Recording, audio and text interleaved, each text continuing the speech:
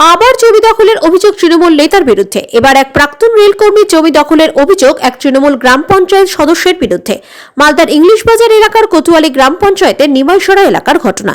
English বাজার থানায় অভিযোগ দায়ের। অভিযোগ অস্বীকার তৃণমূল নেতার। মালদার ইংলিশ বাজারের কোতোয়ালি গ্রাম পঞ্চায়েতের আরাপুর এলাকার বাসিন্দা পেশায় প্রাক্তন রেলকর্মী মহিদুর রহমান বর্তমানে চাকরি থেকে অবসর নেওয়ার পর হোমিওপ্যাথিক চিকিৎসা করেন। একসময় পূর্ব রেলের মালদা ডিভিশনে কর্মরত ছিলেন। তার ও তার পরিবারের অভিযোগ, তাদের বাড়ি থেকে কিছুটা দূরত্বে নিমাইসরা এলাকায় তাদের একটি 1.5 কাঠা জমি রয়েছে। সেই জমিটি দখল করে বসে আছে এলাকারই গ্রাম পঞ্চায়েতের সদস্য ধরমবীর পাসওয়ান।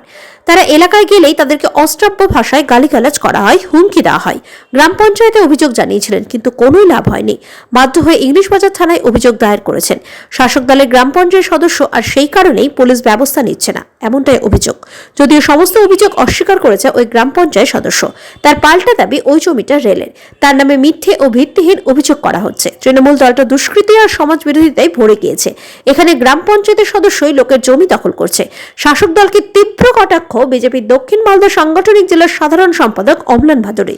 বিজেপির অভিযোগ উড়িয়ে দিয়ে কেউ যদি অন্যায় করে আইন অনুযায়ী ব্যবস্থা নেওয়া হবে। পাল্টা দাবি জেলা তৃণমূলের সহসভাপতি দুলাল সরকারের। আমি 10-12 বছর আগে আমি একটা জায়গা কিনেছিলাম, এই ভেস কলোনির সামনে পাশে রেলের জায়গা আছে, আমাদের জায়গা পাশাপাশি আছে। সেই জায়গাটা এখন ধরমবীর পাসওয়ান এখন নতুন মেম্বার হয়েছে তৃণমূলের। সেই লোকটা এখন জায়গাটাকে আমার গাড়ি রাখার জায়গাটাকে করে দখল করে নিয়েছে। এখন জায়গাটাকে আমি ছাড়তে বলছি, ও ছাড়ে না। ও একটা পঞ্চায়েতের ও মেম্বার আছে, সেই মেম্বারের জায়গা আছে ওর, রেলের জায়গাতে ও অফিস করেছে, আমার রাস্তা দিয়ে জায়গা দিয়ে রাস্তা করেছে। ওকে ছাড়তে বললে ও ছাড়তে চায় না। আমাদের গেলে পেরে বলে যে তোমাদের জায়গা না, তোমরা ফালতু। আমরা কাগজপত্র দেখাচ্ছি, হ্যাঁ হুমকি দেয়, আমরা কাগজপত্র দেখাই, এগুলো কাগজপত্র মানে না। ও বলে যে এগুলো কাগজপত্র 2 নম্বরই করে করা যায়। আমি অভিযোগ করেছি, আমি পঞ্চায়েতে করেছি, থানাতেও এফআইআর করেছি।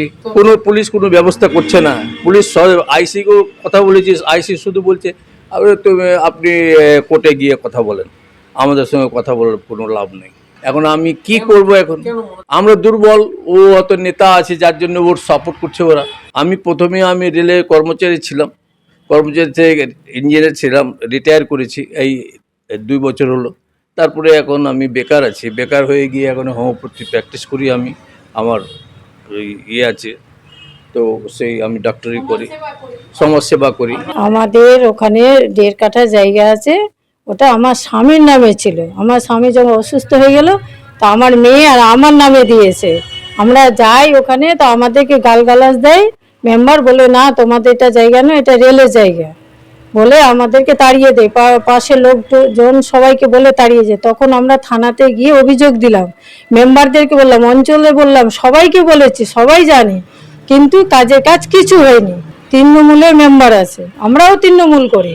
আমার স্বামী আছে রেলের ইঞ্জিনিয়ার, ও এখন রিটায়ার হয়ে গেছে, হোমিওপ্যাথি ডক্টর আছে। আর আমাদেরকে হ্যারাসমেন্ট করছে, গালগালাজ দিচ্ছে। থানাতে যাচ্ছে, অঞ্চলে যাচ্ছে, কেউ আমাদের কথাগুলো কানে নিচ্ছে না। আর ওই তৃণমূলের পার্টি, আর আমরাও তৃণমূলের পার্টি আছি। আর আমরা এখন ব্যস্ততে পড়ে আছি, কি করব আর না করবো, আতঙ্কে থাকছি সবসময়। ওই যে সে লোকগুলা গালগালাজ দিতে চলে আসছে, কি আপনি কে ই কেন করছেন, ও কেন করছেন, বকা ধোকা দিচ্ছে। ওর বাড়িতে যাচ্ছি, ও তখন লুকিয়ে যাচ্ছে, কথা বলছে না। বলছে আমাদের কাছে এগুলো অনেক কাগজ আছে। আমরা কাগজ যখন আছে তো তুমি নিয়ে আসো, বসো অঞ্চলে।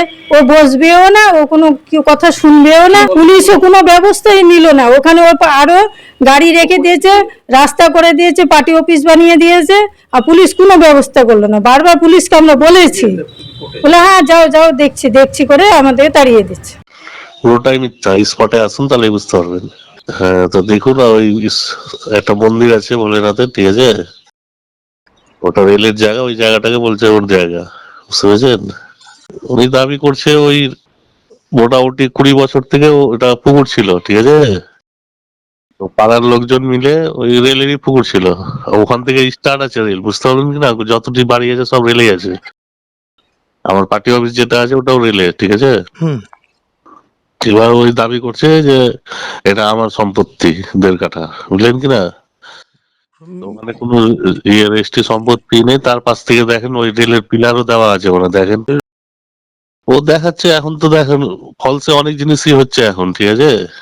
জমি জায়গার মেটারটা তো বুঝতেই পারছেন।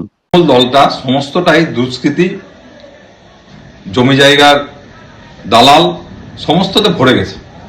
এবং আমরা এখানে দেখলাম গ্রাম পঞ্চায়েতের মেম্বার তৃণমূলে, তিনি অন্যের জমি দখল করে বসে আছেন। এবং তার ফলে কি হয়েছে, মানুষ থানায় কমপ্লেন করছে, বিভিন্ন জায়গায় জানাচ্ছে, কিন্তু কোনো ব্যবস্থা হচ্ছে না। কারণ কি? কারণ তৃণমূলের মেম্বার।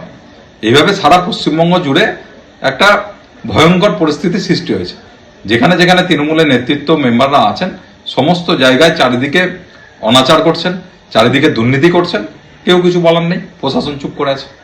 বিজেপির বক্তব্যের কোনো গুরুত্ব নেই, তাদের কিছু নেই, তারা বক্তব্য দেয় এবং মানুষের পাশে দাঁড়িয়ে শুরু হওয়ার চেষ্টা করে না। মাননীয় মুখ্যমন্ত্রী পরিষ্কার কথা, নির্দেশ আছে প্রশাসনের কাছে, সে তৃণমূলের নেতা হোক, বিজেপির হোক, যে যত বড়ই নেতা হোক, যদি কোনো মানুষকে কোনো রকম ভাবে তার সাথে খারাপ ব্যবহার করে, শুধু তা না, সরকারি টাকা যদি সে তছরূপ করে অথবা কারো জায়গা জমি জোর করে দখল করে, সরকারি জায়গা জমি দখল করলেও পুলিশের কাছে, আইনের কাছে গেলে সরাসরি সেটা পুলিশ হস্তক্ষেপ করে সেটা উদ্ধার করে দেবে।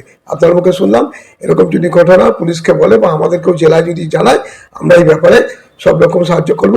বিজেপির মাঝখানে এই মাতবুরি করে ঠুনকো কথা বলে মানুষের পাশে না থেকে এই মিডিয়াকে বলে যে বড় বড় কথা, তার সাথে আমাদের নেই। আমরা মমতা বন্দ্যোপাধ্যায়ের প্রশাসন সবসময় মানুষের পাশে আছে, সে যত বড়ই লিডার হোক না কেন, অন্যায় করলে তার বিরুদ্ধে পানিশমেন্ট হবে।